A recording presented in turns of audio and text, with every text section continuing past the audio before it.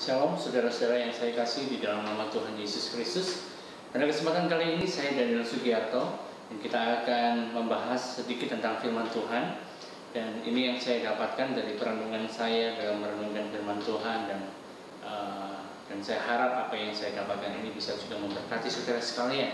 Dan pada kesempatan kali ini kita akan melihat dari surat 1 Petrus pasal yang pertama. Ayat yang pertama dikatakan, dari Petrus, Rasul Yesus Kristus kepada orang-orang pendatang yang tersebar di Pontius, Galatia, Kapadokia, Asia Kecil, dan Bitinia. Dari sini kita sudah tahu bahwa penulis dari surat ini adalah Rasul Petrus, dan dia menyatakan dirinya sebagai seorang rasul. Dan kita tahu sebelum dia menjadi seorang rasul, sebelum dia menjadi muridnya Kristus, murid Yesus, si Petrus ini dia adalah seorang nelayan. Dan kemudian pada suatu hari Yesus bertemu dengan dia, Yesus melakukan satu mukjizat, dan kemudian dia berkata kepada Petrus supaya Petrus mengikuti dia menjadi penjala manusia. Dan kita tahu kisah Petrus, bagaimana Petrus juga pernah menyangkal Yesus sebanyak 3 kali, dan bagaimana Yesus juga memulihkan Petrus, dan akhirnya Petrus menjadi orang yang begitu memiliki pengaruh di dalam pengembangan Injil Kristus. Nah, dia mengatakan kepada orang-orang pendatang yang tersebar di Pontus, Galatia, Kapadokia, Asia Kecil, dan Bitinia. Ya, pada saat ini yang terjadi adalah ada masa penganiayaan di mana orang Yahudi sedang dijajah oleh bangsa Romawi, dan juga selain itu orang Kristen juga mengalami penganiayaan. Orang Yahudi yang menjadi Kristen, yang menjadi percaya kepada Yesus juga mengalami penganiayaan. Tidak hanya karena mereka adalah orang Yahudi, tetapi dari bangsa Yahudi juga menekan mereka karena mereka ini percaya kepada Yesus, dan mereka tersebar di banyak daerah, di berbagai daerah. Dan oleh karena itu juga kekristenan bisa menyebar, bisa sampai ke kita juga sampai saat ini, itu karena ada hal ini terjadi. Ayat yang kedua dikatakan, yaitu orang-orang yang dipilih sesuai dengan rencana Allah Bapa kita, dan yang dikuduskan oleh Roh, supaya taat kepada Yesus Kristus dan menerima percikan darahnya. Kiranya kasih karunia dan damai sejahtera makin melimpah di atas kamu. Dikatakan bahwa orang-orang yang tersebar ini, orang-orang yang percaya kepada Kristus ini, mereka adalah orang-orang yang telah dipilih oleh Allah. Maksudnya apa, saudara? Maksudnya adalah bahwa mereka ini adalah orang-orang yang sudah menerima Kristus sebagai Tuhan dan Juru Selamat. Mereka ini menjadi orang-orang pilihan. Nah, dikatakan di sini, kiranya kasih karunia dan damai sejahtera makin melimpah atas kamu. Mengapa demikian? Mengapa kalau kita membaca di dalam kitab-kitab Perjanjian Baru, di sana selalu dikatakan ada salam, ada yang disampaikan kepada jemaat baik oleh Rasul Paulus, dan juga di sini Rasul Petrus juga mengatakan bahwa kasih karunia dan damai sejahtera bagi kamu. Kasih karunia dan damai sejahtera. Mengapa demikian, saudara? Karena kenapa kalau kita lihat kenapa urutannya selalu kasih karunia, baru setelah itu damai sejahtera. Kasih karunia, damai sejahtera. Mengapa harus demikian? Karena memang urutannya memang harus demikian. Kasih karunia dulu, baru setelah itu damai sejahtera. Saat kita memahami, saat kita mengerti tentang kasih karunia Allah dalam kehidupan kita, saat kita tahu bahwa kita mendapatkan segala sesuatu yang baik dari Bapa, dari Allah pencipta langit dan bumi itu, bukan karena kekuatan kita, bukan karena kehebatan kita, bukan karena perbuatan yang kita lakukan, bukan karena segala sesuatu yang sudah kita lakukan bagi Allah sehingga kita mendapatkan berkat Allah, kita mendapatkan segala sesuatu yang terbaik dari Dia. Kita dapatkan semua itu karena Kristus telah menyelesaikan karyanya yang sempurna di atas kayu salib. Saat kita menyadari bahwa segala sesuatu yang kita dapatkan dari Allah, segala sesuatu yang kita dapatkan dari Tuhan itu berasal dari Kristus. Karena Kristus telah melakukannya bagi kita. Kristus telah menggenapi karyanya. Kristus telah menyempurnakan pekerjaannya. Dan kita bisa menerima itu hanya karena kasih karunia. Hanya karena kasih karunia. Saat kita memahami tentang kasih karunia ini, maka kita juga tahu. Dari situ kita bisa mendapatkan kepastian bahwa kita memiliki damai sejahtera dengan Allah. Kita tidak akan pernah bisa memahami, kita tidak bisa menikmati damai sejahtera Allah kalau kita tidak menikmati lebih dulu, kita tidak merasakan lebih dulu kasih karunia Allah dalam hidup kita. Karena kalau kita belum mengetahui tentang kasih karunia Allah ini, kita belum merasakan tentang kasih karunia Allah ini, kita akan selalu berusaha untuk kita menjadi layak di hadapan Tuhan. Kita akan senantiasa berusaha untuk kita menjadi benar di hadapan Allah. Dan seringkali apa saudara? Setiap kali kita semakin berusaha, semakin kita akan melihat pada diri kita sendiri. Semakin kita akan menelanjangi diri kita sendiri. Dan kita akan selalu melihat bahwa diri kita tidak mampu. Kita akan selalu melihat bahwa diri kita ini tidak cukup baik untuk mencapai standarnya Allah yang sempurna.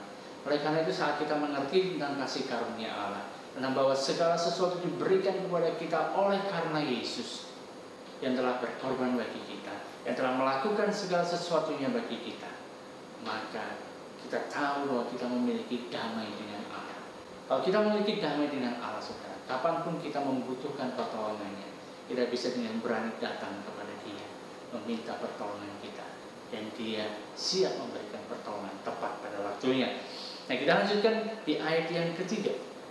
Yang ketiga dikatakan, terpujilah Allah dan Bapa Tuhan kita Yesus Kristus, yang karena rahmat-Nya yang besar telah melahirkan kita kembali oleh kebangkitan Kristus Yesus dari antara orang-orang mati pada suatu hidup yang penuh pengharapan.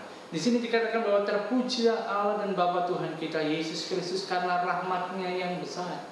Rahmat di sini dalam bahasa Inggrisnya adalah mercy. Mercy ini bisa kita terjemahkan sebagai rahmat, bisa kita terjemahkan sebagai kemurahan ataupun belas kasihan. Karena Allah memiliki belas kasihan yang begitu besar. Dia memiliki kemurahan. Apa itu kemurahan, saudara? Kemurahan adalah kita tidak mendapatkan apa yang sebenarnya layak kita terima. Sekali lagi saya katakan, kemurahan atau belas kasihan atau mercy itu adalah kita tidak mendapatkan sesuatu yang sebenarnya harusnya kita terima. Apa yang harusnya kita terima? Sebagai orang berdosa, yang harusnya kita terima adalah penghukuman. Sebagai orang yang berdosa, yang harusnya kita terima adalah murka Allah. Tetapi karena mercy, karena kemurahan Allah, kita tidak menerimanya. Bahkan kita menerima kasih karunia. Apa itu kasih karunia? Kasih karunia adalah sesuatu yang sebenarnya tidak layak kita terima, tetapi kita terima. Jadi saudara, kita mendapatkan kemurahan Allah, kita mendapatkan mercy dari Allah, kita juga mendapatkan grace, kita mendapatkan kasih karunia dari Allah. Dikatakan karena rahmat-Nya yang besar telah melahirkan kita kembali oleh kebangkitan Yesus Kristus dari antara orang mati pada suatu hidup yang penuh pengharapan. Ini berbicara tentang lahir baru, berbicara tentang kita menjadi ciptaan yang baru. Kita menjadi ciptaan yang baru oleh karena Kristus telah bangkit. Dan sini dikatakan bahwa suatu hidup yang penuh dengan pengharapan. Kenapa Rasul Petrus mengatakan bahwa hidup yang penuh dengan pengharapan? Karena sebelum itu, saudara, terjadi suatu permasalahan, terjadi suatu tragedi yang begitu luar biasa yang membuat para murid Yesus kehilangan harapannya. Saat mereka berjalan bersama dengan Yesus, saat melihat Yesus melakukan mujizat, saat Yesus menyembuhkan orang sakit, saat Yesus mengajar dengan kuasa, saat Yesus mengajar dengan hikmat-Nya yang luar biasa, mereka sampai pada satu kesimpulan bahwa inilah Dia yang kita tunggu-tunggu, inilah Mesias yang kita tunggu. Bahkan saat Yesus bertanya kepada murid-muridnya, menurut kalian siapakah aku ini? Petrus menjawab dengan luar biasa, dia mengatakan, engkau adalah Mesias, anak Allah yang hidup. Dan kemudian Yesus mengatakan, bukan kamu yang mengatakan, tapi Bapakku yang memberikan ini kepadamu. Saudara, mereka sejak dari saat itu mereka menyadari, mereka tahu bahwa inilah yang mereka tunggu-tunggu. Inilah Mesias yang datang untuk memulihkan kerajaan bagi Israel, untuk memulihkan pemerintahan Allah, untuk membebaskan mereka dari penjajahan, untuk membebaskan mereka dari keterikatan, sehingga mereka bisa hidup di dalam damai sejahtera. Mereka tahu, mereka percaya bahwa Yesus yang menjadi Mesias. Tapi kemudian setelah saat itu, Yesus kemudian mulai menceritakan tentang bagaimana Dia harus menderita, bagaimana Dia harus mati. Bahkan setelah mengatakan bahwa engkau adalah Mesias, anak Allah yang hidup, si Petrus ini, saudara, saat Yesus mengatakan bahwa Dia akan pergi ke Yerusalem dan Dia akan mati, dia bahkan melarang Yesus, mengatakan jangan sekali-sekali itu terjadi padamu.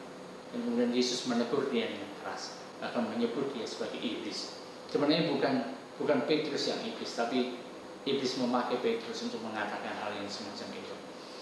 Saudara, saat kemudian Yesus ditangkap dan Yesus disiksa, bahkan kemudian Yesus harus digantung di atas kayu salib dan dia mati. Semua murid-muridnya lari, semua murid-muridnya terpencar kemana-mana. Mereka ketakutan dan mereka kehilangan harapan. Mengapa saya katakan kehilangan harapan? Karena yang mereka harapkan, Yesus adalah Mesias yang harusnya datang dengan kekuatan yang dahsyat, yang harusnya datang untuk memerdekakan mereka dari penjajahan, yang harusnya datang untuk menegakkan kerajaan bagi Israel. Ternyata yang mereka harapkan, yang bisa melakukan hal itu, malah mati, tergantung di atas kayu salib, tidak berdaya. Inilah yang terjadi. Mereka kehilangan harapan mereka. Akan tetapi setelah beberapa hari setelah Yesus bangkit dari kematian, kemudian pada waktu ada murid-murid yang mereka berjalan dari Yerusalem menuju ke Emmaus, di sana Yesus menampakkan diri kepada mereka, tetapi Yesus masih tidak mereka kenal. Nah, Yesus bertanya, kenapa kalian kelihatan begitu muram, kelihatan begitu berputus asa, tidak ada harapan? Dan mereka menjawab, tidak tahukah kamu bahwa kejadian yang baru-baru terjadi ini, Yesus dari Nazaret, Yesus yang kami kira adalah Mesias itu, dia telah mati. Dia telah mati. Artinya harapan kami juga mati. Namun setelah itu Yesus mulai menjelaskan tentang dirinya, tentang bagaimana Mesias harus menderita dari kitab-kitab Musa, dari kitab para nabi, dan juga dari Mazmur. Dia jelaskan semua itu kepada mereka hingga mereka sampai tempat tujuan, dan Yesus memecah-mecahkan roti. Barulah mereka tahu bahwa itu adalah Yesus. Dan mereka kembali ke Yerusalem untuk memberitakan hal ini. Mereka mengetahui bahwa ternyata Yesus tidak mati. Mereka tahu dari sana bahwa Yesus itu hidup, Yesus itu bangkit. Ada harapan baru dalam hidup mereka. Ada kebangkitan yang baru dalam mereka. Saudara, harapan itu merupakan suatu hal yang esensi dalam kehidupan manusia. Harapan itu suatu hal yang sangat penting dalam kehidupan manusia. Karena bila tidak memiliki harapan, orang tidak akan bergerak kemana-mana lagi. Orang akan stagnan, orang akan berhenti di sana. Satu-satunya hal yang bisa membuat orang sekalipun ada masalah, sekalipun dia mengalami persoalan yang begitu berat, sekalipun dia mengalami segala sesuatu yang buruk yang terjadi dalam hidupnya, sebenarnya semua pintu tertutup, tetapi kalau dia masih punya harapan, dia berharap akan ada sesuatu yang baik terjadi, dia mengharapkan akan sesuatu, maka dia tidak akan menyerah, maka dia tetap akan bertahan sesulit apapun yang dia hadapi. Jadi harapan ini merupakan suatu hal yang penting dalam kehidupan kita. Jangan pernah putus harapan, saudara. Karena harapan kita itu hidup. Bahwa Kristus itu hidup. Kristus yang menjadi pengharapan kita. Pengharapan akan kemuliaan kita. Luar biasa, saudara, yang dilakukan Yesus. Dia tidak tinggal mati saja, tapi dia hidup. Artinya kita punya harapan yang hidup.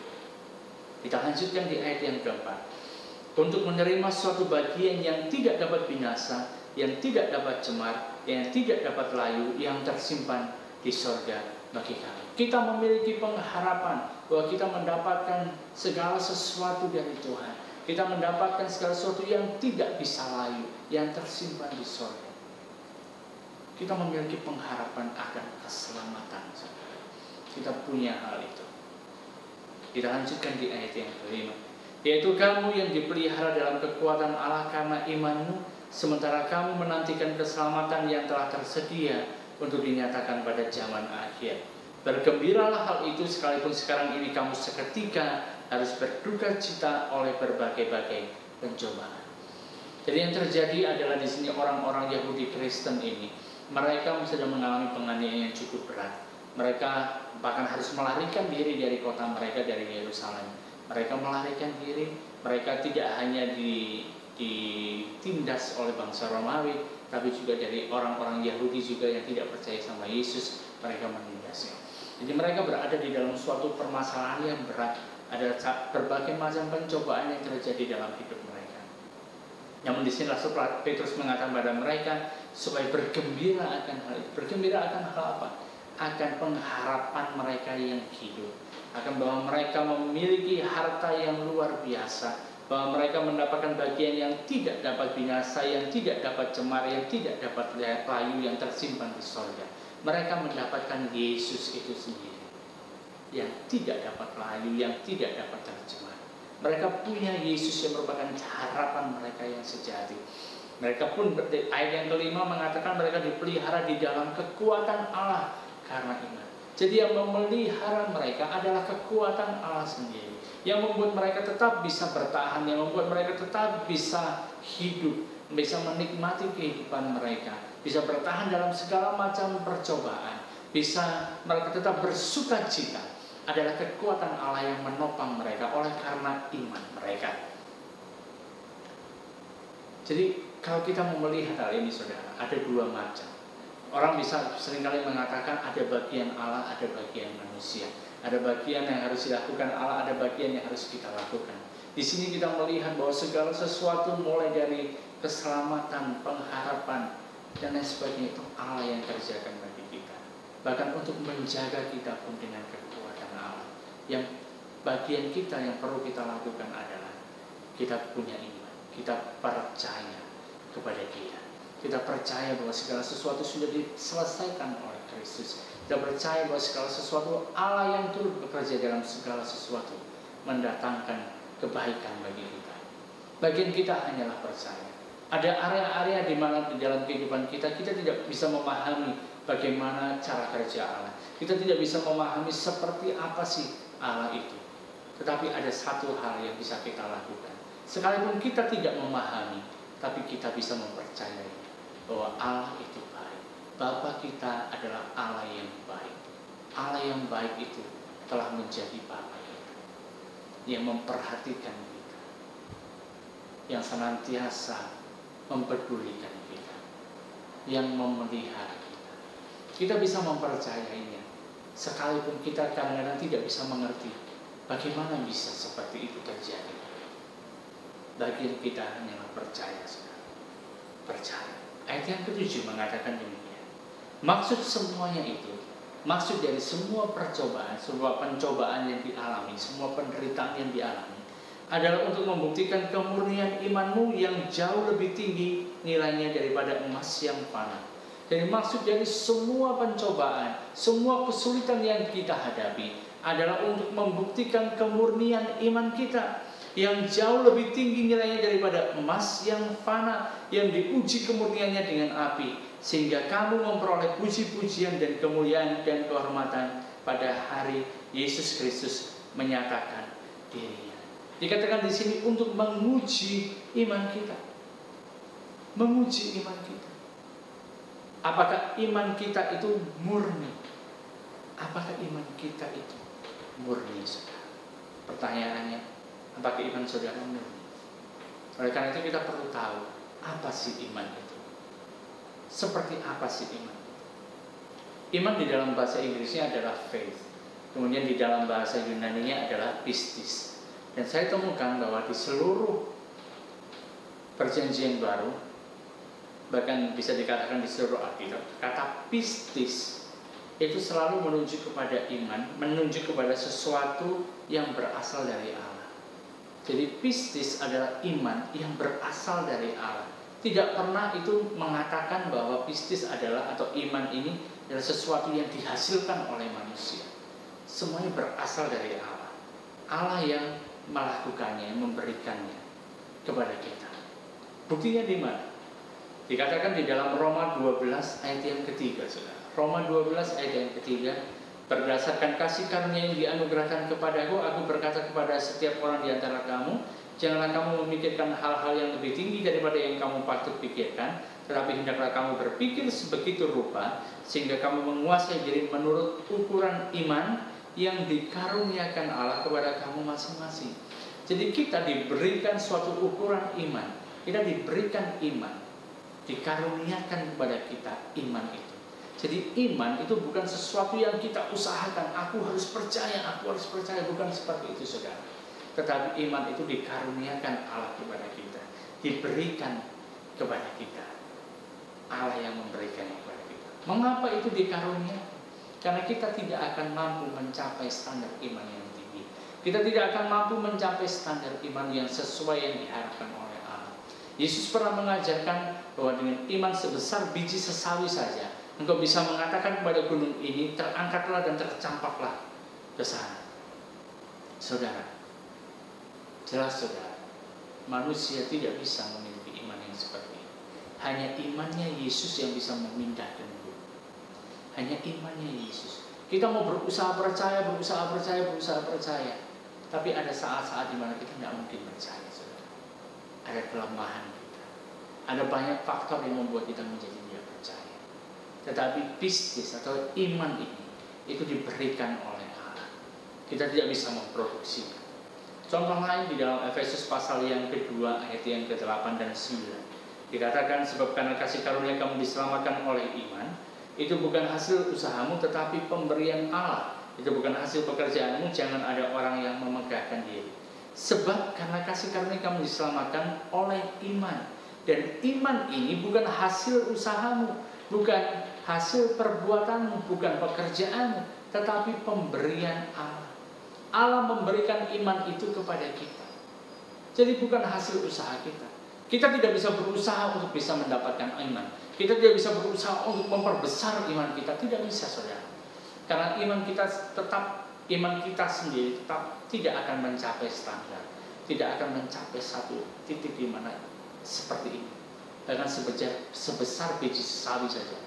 Tidak bisa. Karena itu Dia memberikan iman. Kita diselamatkan oleh kasih karunia, oleh iman, saudara. Oleh iman. Dan itu bukan usaha kita, tapi pemberian Allah. Kemudian di dalam Galatia pasal yang ketiga ayat 23 sampai 25 dikatakan sebelum iman itu datang, kita berada di bawah pengawalan hukum Taurat dan dikurung sampai iman itu telah dinyatakan. Jadi hukum Taurat adalah penuntun bagi kita sampai Kristus datang. Sebelum iman itu datang, kemudian di ayat yang keempat dikatakan sampai Kristus datang. Ayat yang ke-25 mengatakan sekarang iman itu telah datang. Artinya Kristus telah datang. Iman ini sebenarnya adalah pribadi. Bukan suatu benda tertentu. Bukan kita percaya. Tapi iman adalah pribadi, yaitu Yesus Kristus sendiri. Di dalam Ibrani 12 ayat yang kedua, dalam versi New King James Version di sana dikatakan looking unto Jesus the author and finisher of our faith. Kita memandang kepada Yesus sang pencipta dan penggenap iman kita. Yesuslah yang menciptakan iman kita dan yang menggenapi iman kita, yang mengakhiri iman kita. Diawali dengan Yesus, diakhiri oleh Yesus. Bukan dengan diri saudara, tapi Yesus. Jadi iman berbicara tentang pribadi, tentang Yesus. Sehingga di dalam 1 Petrus 1 ayat yang ke-7, maksud semuanya itu ialah untuk membuktikan kemurnian imanmu yang jauh lebih tinggi nilainya daripada emas yang fana yang diuji kemurniannya dengan api. Jadi saudara, segala pencobaan, segala permasalahan saudara, segala apapun yang engkau hadapi, itu untuk menguji, untuk membuktikan kemurnian imanmu, membuktikan kemurnian Yesus yang ada di dalammu. Semuanya itu kita alami sehingga kita tahu bahwa kita memiliki Yesus, dan Yesus ini adalah Yesus yang asli, Yesus yang murni, Yesus yang tidak pernah gagal, Yesus yang penuh dengan kuasa, Yesus yang memberikan pengharapan yang hidup kepada kita. Semua persoalan untuk membuktikan Yesus itu dahsyat dalam hidup kita. Jadi apa sih yang sekarang ini menjadi permasalahan saudara? Ketahuilah lewat semuanya itu bahwa Yesus mau menyatakan dirinya begitu dahsyat. Yang perlu kita lakukan adalah kita fokus sama Yesus. Kita memandang kepada Yesus. Kita lihat Dia, apa yang akan Dia lakukan dalam kehidupan kita. Bukan karena kehebatan kita, bukan karena kekuatan kita, oleh karena semua itu Yesus yang mau menyatakan dirinya. Maksud semuanya itu ialah untuk membuktikan kemurnian imanmu yang jauh lebih tinggi nilainya daripada emas yang fana yang diuji kemurniannya dengan api. sehingga kamu memperoleh puji-pujian dan kemuliaan dan kehormatan pada hari Yesus Kristus menyatakan dirinya. Ini hal yang luar biasa, saudara. Yang diuji, yang mau dinyatakan kemurniannya adalah Yesus. Saat Yesus menyatakan kemurniannya di hadapan saudara, yang dipuji siapa? Kita yang dipuji. Kita yang dipuji. Karena kita mau bersandar kepada Yesus. Karena kita mau biarkan Yesus yang bekerja. Karena kita tahu kita tidak mampu, tapi Yesus yang mampu. Yesus yang jadi iman kita. Dia yang mengawali dan Dia yang akan mengakhiri. Dia yang menciptakan dan Dia yang menggenapi iman kita. Apapun yang saudara pergumulkan saat ini, ketahuilah Yesus ada di dalam dirimu dan engkau ada di dalam Yesus. Oleh karena itu permasalahan bukan jadi permasalahan, karena Yesus yang akan menampakkan dirinya dan kita akan melihat segala sesuatu akan menjadi baik adanya. Segala sesuatu akan mendatangkan kemuliaan bagi Allah dan kita mendapat pujian dari Allah karena kita bersandar pada Yesus, karena kita berada di dalam Yesus. Saudara, pada kesempatan kali ini yang mau saya sampaikan kesimpulannya adalah dalam segala sesuatu tetap pandang kepada Yesus, tetap lihatlah Yesus. Jangan melihat kepada dirimu sendiri, jangan melihat kepada kelemahanmu, jangan melihat pada aku tidak mampu, tapi lihatlah bahwa Yesus yang merupakan harapan, pengharapan yang hidup itu. Dia yang dahsyat, Dia yang luar biasa, yang mau membuktikan dirinya dalam kehidupan.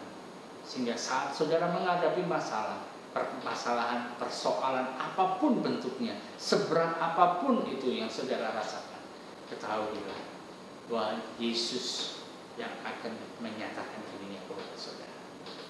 Segala sesuatu Dia selesaikan, sehingga saat segala sesuatu selesai kita bisa dengan bangga mengatakan, ini bukan aku, tapi semuanya oleh karena Yesus. Terpujilah nama Yesus. Saya berharap saudara diberkati dengan apa yang saya sampaikan ini, dan kita akan bertemu dalam kesempatan yang akan datang. Tuhan Yesus memberkati, kasih karunia dan damai sejahtera mengikuti saudara sekalian. Amin.